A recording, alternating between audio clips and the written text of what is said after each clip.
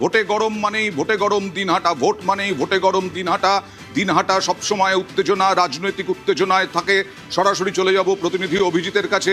অভিজিৎ, কি অবস্থা? এখনো পর্যন্ত অনেক জায়গাতে আমরা খবর পেলাম আমাদের প্রতিনিধিদের মাধ্যমে যে পোস্টাল ব্যালটের গণনাই শুরু হয়নি। সব থেকে উল্লেখযোগ্য, বারাসাতে তুমি শুনলে অবাক হয়ে যাবে, গ্রুপ ডি স্টাফের অভাবে নাকি পোস্টাল ব্যালট ঢোকানোই যায়নি গণনা কেন্দ্রে। এখানে কি অবস্থা? এখানে অতটা খারাপ অবস্থা না হলেও, বারাসাতের মতন অবস্থা না হলেও, এখানেও পোস্টাল ব্যালট অর্থাৎ দিনহাটা কলেজ, সেখানে দিনহাটা এবং সিতাই বিধানসভা কেন্দ্রের গণনা হচ্ছে এবং সেখানে পোস্টাল ব্যালটের গণনা বেশ খানিকক্ষণ দেরিতে শুরু হয়। কারণ এজেন্টদেরই সকাল 6টার সময়, যেখানে এজেন্টদের নির্বাচনী কাউন্টিং এজেন্টদের ঢোকার কথা, সেই কাউন্টিং এজেন্টদের প্রায় 7টার কাছাকাছি সময় তারা ঢুকতে পেরেছে, ফলে অনেকটাই দেরি হয়েছে। তবে এই মুহূর্তে যেটুকু জানা গেছে যে এখনও পোস্টাল ব্যালট গণনা চলছে এবং পোস্টাল ব্যালট সিতাই এবং দিনহাটা দুটোরই পোস্টাল ব্যালটের গণনা চলছে। ফলে যে যেখান থেকে বলছেন যে এই প্রার্থী এগিয়ে আছে বা এগিয়ে আছে, সেখানে এখনও কোনো রকম ভিত্তি নেই। কারণ এখনও গণনা চলছে, পোস্টাল ব্যালটের গণনাই চলছে, এখনও ইভিএম খোলা হয়নি। তবে উত্তেজনা এখনও পর্যন্ত সেইভাবে নেই, কারণ এখানে প্রশাসন এবং কেন্দ্রীয় বাহিনী তারা একদিকে উদয়ন গুহর বাড়ি যেদিকে, সেদিকে তৃণমূল কংগ্রেসের সমর্থকদের, এবং উল্টো দিকে একদম দিনহাটা কলেজের বিপরীত দিকটাতে অর্থাৎ কোচবিহারের দিকে, সেই দিকে বিজেপি কর্মী সমর্থকদেরকে সেখানকে জমায়েত করিয়েছে। ফলে দুপক্ষের মধ্যে যে কোনো গন্ডগোল, আর মাঝে সর্বত্রই কেন্দ্রীয় বাহিনীর জওয়ানরা ব্যারিকেড করে রেখেছে। এখনও পর্যন্ত গন্ডগোল কিছু নেই। এখানে কোচবিহারের সাংসদ, তৃণমূল কংগ্রেসের সাংসদ জগদীশ শর্মা বসুনিয়া, তিনি উপস্থিত রয়েছেন সকাল থেকে। পাশাপাশি উদয়ন গুহ, তিনি তার দলীয় দপ্তরে বসে রয়েছেন। অন্যদিকে বিজেপি প্রার্থীরা তারা গণনা কেন্দ্রে ঢুকেছেন, বেরোচ্ছেন। এই একদম অভিজিৎ, কোচবিহারের পরিস্থিতি জানলাম, দিনহাটার পরিস্থিতি জানলাম। আমরা আপনাদেরকে জানিয়ে রাখি, নিউজ 18 বাংলা রেজাল্ট মানেই এগিয়ে, এবং নিউজ 18 বাংলা কখনো তাড়াহুড়ো করে না। আমরা ধীরে সুস্থে আসল রেজাল্ট নিয়ে আসি। আমি একটু প্রদীপের কাছে যাওয়ার চেষ্টা করব যে পোস্টাল ব্যালটের ইতিহাসটা, মানে পোস্টাল ব্যালটে কি সবসময় রাজ্যের শাসক দলে গিয়ে থাকে না বিরোধী দলে গিয়ে থাকে? বিশেষ করে প্রতিষ্ঠান বিরোধী হাওয়া যখন চলে তখন কি হয়? পোস্টাল ব্যালটের ট্রেন্ডটা কি থাকে?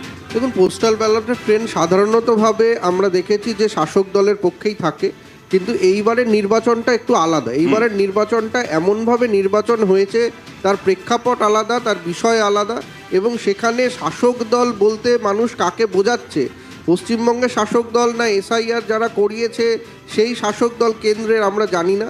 তো ফলে এইবারে পোস্টাল ব্যালটের, যেটা সেই জন্যই বোধহয় পোস্টাল ব্যালটের কাউন্টিং এবারে শেষে তার গণনার ফলাফল জানাবে বলে ইসিআই বলেছিল। কিন্তু বর্তমানে আমরা যেটা দেখছি যে পোস্টাল ব্যালট নিয়েই অনেক বিভ্রান্তি আছে। পোস্টাল ব্যালট শুরু হয়নি অনেক জায়গায়। আমার একটা জিনিসই বলার, যে এতটা 4-5 দিন সময় পাওয়া গেল 29 তারিখের পরে, তাহলে এখনও কেন আধিকারিক থেকে গ্রুপ ডি স্টাফ এগুলো সমস্ত কেন্দ্রে তো অনেক আগে থেকেই ঠিক এতটা টাইম পেয়েছে। ফলে এই যে মানুষের যে এখনও মানুষ বুঝতে পারছে না যে আসলে কি পরিস্থিতি হচ্ছে, সব জায়গাতেই একটা গন্ডগোল, হয়রানি, বিভ্রাট আমরা দেখছি। ফলে ইলেকশন কমিশনের আমার মনে হয় পোস্টাল ব্যালট কেন, ইভিএম কাউন্টিংয়েও ইলেকশন কমিশন কতটা সুষ্ঠুভাবে করতে পারে, সেটা কিন্তু একটা প্রশ্নচিহ্নের মুখে আছে। এবার 77টা কেন্দ্র অনেক কমিয়ে আনা হয়েছে। গণনা কেন্দ্র 87টা ছিল প্রাথমিকভাবে, 77টাতে নিয়ে আসা হয়েছে যাতে গণনা কেন্দ্র ঠিকঠাকভাবে গণনা করা যায়। কৌস্তবের কাছে একটু পলিটিক্যাল বিষয়ে যাচ্ছে। শূন্যের গেরো কি কাটবে জানিয়ে বহু সময় কটাক্ষ শুনতে হয়েছে, বামেদের আক্রমণাত্মক এসেছে বিরোধীদের কাছ থেকে। 100% কাটবে, 100% কাটবে। এটা 1, 2 হচ্ছে, এখনো ট্রেন্ড সবে আসতে আরম্ভ করেছে। পোস্টাল ব্যালট দিয়ে যে প্রদীপ যে কথাটা বলছিল, আচ্ছা পোস্টাল ব্যালট, তুমি অতীতের পোস্টাল ব্যালট, এখন পোস্টাল ব্যালট কিন্তু ডিফারেন্ট। এখন পোস্টাল ব্যালটে কিন্তু 85 বছরের ঊর্ধ্বে ভোটার আছে। কবে থেকে চালু হলো? 2021 থেকে, কোভিড সময় থেকে চালু হলো। 2021-এ কি হয়েছিল? 80 বছরের ওপরের লোকেদের ভোট নেওয়া হয়েছিল। এখন এটা কি হলো? 24-এ আর 26-এ কি হলো? 85 বছরের ওপরের লোকেদের ভোট নেওয়া হতো। আগে পোস্টাল ব্যালট কি ছিল? আগে পোস্টাল ব্যালট ছিল জেনারেলি সরকারি কর্মচারীদের ভোট। এখন কিন্তু সেটা নয়। এক একটা কেন্দ্রে 3000, 4000, 5000, 6000 পোস্টাল ব্যালট, এর মধ্যে কিন্তু 85 ঊর্ধ্বে ভোটার আছে। সাধারণ মানুষ ঢুকে পড়েছে। সাধারণ মানুষ ঢুকে পড়েছে, কিন্তু এখন বিশেষভাবে সক্ষমরাও দিতে পারেন। হ্যাঁ, বিশেষভাবে সক্ষমরাও, বিশেষভাবে সক্ষমদের তো এখন করেনি। তো 85-র ওপরে যাদের, তাদেরই হবে। কারণ আমরা আমরা বলেছিলাম এই কথাটা, নির্বাচন কমিশনদের ফিজিক্যালি হ্যান্ডিক্যাপ বা এরকম প্রচন্ড অসুস্থ, বেড রিটেন, সেটা নির্বাচন কমিশন অ্যালাউ করেন। 85-র ওপরে একমাত্র অ্যালাউ করেছে। বহু মানুষ কাজেই- আছেন। হ্যাঁ, বহু আছে, কিন্তু আমি বলছি যে নির্বাচন কমিশন কতটা অপদার্থ আপনি কল্পনা করতে পারবেন না। কালকে রাত্রি 1:30-2 অবধি কাউন্টিং এজেন্টরা কার্ড পায়নি। কাউন্টিং এজেন্টদের নিচের আরো লেভেলে আগে কার্ড হয়ে গেল, পরে নির্বাচন কমিশন থেকে বলা হলো কার্ড না, এবার কিউআর কোড হবে, কার্ড ছাপানো হবে। আমরা প্রত্যেকটা পার্টি ক্ষেত্রে অন্য কেউ না, দেখুন বিজেপি অভিযোগ করছে যে প্রত্যেকটা পার্টি আমরা স্ক্যান করে সমস্ত কাউন্টিং এজেন্টদের ডিটেলস দিয়ে দিলাম, কিন্তু নির্বাচন কমিশন কালকে রাত্রি 1:30, 2, 2:30, 3টের সময় কাউন্টিং এজেন্টের কার্ড দিতে পারলো। এইটা খুবই আনফর্চুনেট, মানে যতটা গজরাচ্ছে ততটা বৃষ্টি হচ্ছে না, এটাই সমস্যা। রাজদীপ, আমরা বারবার বলছি যে মানে প্রসেসটা অনেক পিছিয়ে আছে। এইবার আমাদের মনে রাখতে হবে, নির্বাচন কমিশন এই কথা বলেছে যে স্ন্যাপশট বলে একটা জিনিস পাঠানো হবে। মানে এতদিন পর্যন্ত চ্যানেলগুলো, সাংবাদিক সংস্থাগুলো তারা যে জিনিসগুলো দেখাতো সেগুলোর মধ্যে অনেকটা ডিফারেন্স থাকতো। নির্বাচন কমিশন যেটা দিত তার মধ্যে অনেকটা ডিফারেন্স থাকতো, কিন্তু এইবারে যাতে সেই বিভ্রান্তির মধ্যে মানুষ না পড়ে, কোনো রাজনৈতিক কর্মী না পড়ে, তাই জন্য নির্বাচন কমিশন তারপরেও তো বলেছে, বিভ্রান্তির শেষ নেই। হ্যাঁ, না, নির্বাচন কমিশন বলেছে যে স্ন্যাপ শট বলে একটা জিনিস সেটা পাঠানো হবে, সেটার মধ্যে সব ইনফরমেশন থাকবে, তারপরে চ্যানেলগুলো দেখাতে পারবে, ঠিকঠাক খবর চলবে মানুষের কাছে। তো এই জন্যই হয়তো এই লেটটা হচ্ছে, কিন্তু বিভিন্ন জায়গায় যে আরও অন্যান্য ধরনের প্রবলেমগুলো আসছে, চোখে পড়ছে, এইগুলো নির্বাচন কমিশনের কাছে আমরা বারবার অনুরোধ জানাচ্ছি, এইগুলোকে ঠিক করুন। আপনাদের কাজে আমরা অনেকভাবে অনেক জায়গা থেকে আমরা এগিয়ে রয়েছি, মানুষ এগিয়ে রয়েছে, বাংলার মানুষের একটাও রক্ত পড়েনি, একটা মানুষও খুন হয়নি, কিন্তু শেষের মুহূর্তে এসে এই যে জায়গায় দাঁড়িয়ে আছি, এই জায়গাগুলোতে এই ভুলভ্রান্তিগুলো মানে মানুষ বিজেপি মানতে চাইছে একেবারে না। কনফার্ম যে বিজেপি আসছেই, যেটা শ্রমিক ভট্টাচার্য গতকালও প্রত্যয়ী একদম যে বিজেপি ক্ষমতায় আসছেই। তারপরেও তৃণমূল এখনো পর্যন্ত আসলে তৃণমূল স্তরের থেকে কি খবর আসছে না যে তৃণমূলের কি হতে পারে না হতে পারে? দেখুন, বিজেপির প্রতিনিধি যখন কথা বলছিলেন উনি মুখ ফসকে একটা কথা বললেন যে ইলেকশন কমিশনের জন্য কিন্তু ওনারা অনেক ক্ষেত্রে এগিয়ে আছেন, এই কথাটা উনি বলে ফেললেন। এবং শুধুমাত্র তাই নয়, বিজেপির প্রতিনিধিরা বারবার ভুলে যান যে তারা যে এখানে ইলেকশন কমিশনের প্রতিনিধি হয়ে আসেননি, তারা এখানে বিজেপির দলের প্রতিনিধি হয়ে আসছেন। যদিও বিজেপি আর ইলেকশন কমিশনের মধ্যে এখন কোনো জায়গা নেই। তৃণমূল কংগ্রেসের কর্মীরা আচ্ছা, পশ্চিমবঙ্গের বাঙালি। 12টার পরবর্তীতে আপনার কণ্ঠস্বরটা এতটা তীব্র থাকে কিনা সেই জিনিসটা আমরা সকলে দেখতে চাই। কিন্তু কি জানেন তো, আজকে যখন এখানে বসে আপনারা এই কথা বলছেন, প্রত্যেকটা ক্ষেত্রে আমরা দেখেছি যে ইলেকশন কমিশনকে আপনারা ব্যবহার করার পরবর্তীতে আপনাদের কণ্ঠস্বরটা এতটা তীব্র থেকেছে। কিন্তু যেই কথাটা কৌস্তবদা কিছুক্ষণ আগে উল্লেখ করলো, সত্যি তো, প্রত্যেকটা ক্ষেত্রে যখন এই সাধারণ মানুষ, যারা সাধারণ জনগণ, তাদের কাছ পর্যন্ত যেই কার্ডটা যাবে, সেই কার্ডটা যদি রাত্রি 1:30 বা 3টের সময় যায়, আমার মনে হয় না যে এইটা কোনো ক্ষেত্রে জাস্টিফাই করার জায়গা আছে। সেটা বিজেপি সারা রাত বসে থাকবেন নাকি সবাই? প্রতিনিধি হোক না কেন, হ্যাঁ, এটা হয়েছে কালকে অধিকাংশ কেন্দ্রে, এবং বিজেপির এজেন্টদেরও বসে থাকতে হয়েছে, স্ক্যান করে ডকুমেন্ট পাঠানো হয়েছে, ছবি পাঠানো হয়েছে। এবার কিন্তু নজিরবিহীন কিউআর কোড, ভালো, ঠিক করেছেন, এটাতে আমরা সিপিআই অত্যাধুনিক না, অত্যাধুনিক হতেই পারে কিউআর কোড দিয়ে। কিন্তু ধরুন ভেন্ডার ঠিক নেই, ধরুন সকাল 8টা থেকে গোনা আরম্ভ হবে, কোনো কোনো কেন্দ্রে রাত্রি 8টা অব্দি গোনা হবে, 9টা অব্দি গোনা হবে। অন্য সময় প্রত্যেক পার্টিকে একজনকে ভেন্ডার দেওয়া হয়, ভেন্ডার মানে খাবার পৌঁছাবার জন্য বয় দেওয়া হয়, তার কোনো ব্যবস্থা নেই। নির্বাচন কমিশনকে আমরা জানিয়েছি, লিখিতভাবে জানিয়েছি যে খাবার কি হবে, নির্বাচন কমিশনের দপ্তরের লোকেরা খাবে, আর এজেন্টরা তারা 8টা থেকে রাত্রি 10টা অব্দি বসে থাকবে, তারা খাবার পাবেন, এটা হতে পারে না। মানে কোনো ধরনের পরিকল্পনাই। প্রথম হচ্ছে, আপনি জেনে রাখুন অয়নদা, আপনি শুনলে চমকে যাবেন, বলছে আরও টেবিলে লোক রাখার দরকার নেই। আরে যেখানে টেবিলে যে কাউন্টিং হয়, নিয়মটা কি? ইলেকশন এজেন্টরা 17C ফর্ম, যে টেবিলে যা গোনা হচ্ছে 17C ফর্ম দিয়ে আসবে, যেটা বুথ থেকে এসেছে, গোনা হবে, আরও টেবিলে যাবে, আরও টেবিলে কম্পাইলেশন হবে।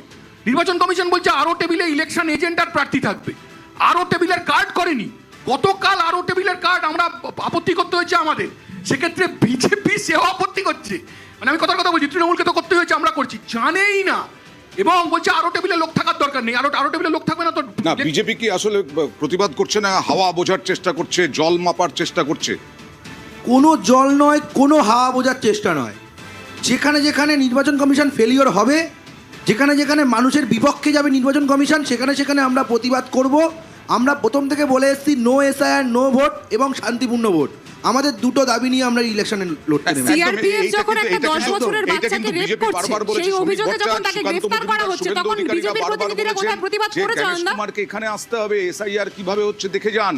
দেখুন কথাটা হচ্ছে যে আমরা প্রত্যেকটা ক্ষেত্রে একটা প্রশ্নই তুলেছি। আমরা দেখেছি যে কিভাবে ক্রমাগত ক্ষেত্রে সেটা সিআরপিএফ এর উপর একটার পর একটা অভিযোগ উঠে এসছে। আমরা দেখেছি 105 বছর বয়স্ক একজন বৃদ্ধা ক্যান্সার পেশেন্টকে যখন থাপ্পড় মারা হয়েছে তখন বিজেপির কোনো প্রতিনিধি কিন্তু প্রতিবাদ করেনি। আমরা এই দৃশ্য দেখেছি একদম মিথ্যে কথা, যখন একদম মিথ্যে কথা। সিআরপিএফ এর লাঠিতে দেখুন, আঘাত মিথ্যার পড়ছে বিরুদ্ধে একটা তো আমরা পুচকে আন্দোলনে বাচ্চার নামবো না। গায়ে, তখন মিথ্যার বিজেপির স্ত্রী কোনো দেওয়ার প্রতিনিধি জন্য, কিন্তু প্রতিবাদ মমতা করেনি। বন্দ্যোপাধ্যায়কে আমরা মিথ্যার দেখেছি স্ত্রী দেওয়ার জন্য ক্রমাগত আমরা ক্ষেত্রে আন্দোলনে যখন নামবো না। ইলেকশন কমিশন যে মিথ্যা কথাগুলো যখন পোস্ট অফিসের কাছে যাবো, পোস্ট অফিসের কাছে ডিলে আসবো। করেছে আমাদের তখন এখানে জানি কিন্তু না, বিজেপির কোনো আমাদের প্রতিনিধি সোর্সের মাধ্যমে কোনো বলছে প্রতিনিধি তৃণমূল কংগ্রেস লেফট এগিয়ে আছে এখনো পর্যন্ত, ট্রেন্ড যা প্রাথমিক আমার কাছে যা কোনো খবর আমার কাছে যা খবর আছে এখনো পর্যন্ত ডোমকলে জলঙ্গিতে আমরা এগিয়ে আছি, আমার কাছে যা ইনফরমেশন আছে। কিন্তু এগুলো ট্রেন্ড তো আর্লি ট্রেন্ড। একদমই, আরেকটা খুবই, কথা আমি খুবই। অয়নদা বলবো, যখন যে বলছে আজকে তো এত উত্তেজনার দরকার নেই, আমাদের কিন্তু খুব সংযত থাকতে হবে। আমি বিজেপির ভাইকে বলবো, তৃণমূলের বোনকে বলবো, আমরা যে যার সময় বলি না, মানুষ তো রায় দিয়েছে, এবার তো কেউ বলতে পারবে না, এবার তো স্বীকার করতে এবার হবে। কিন্তু কেউ বলতে পারবে না না।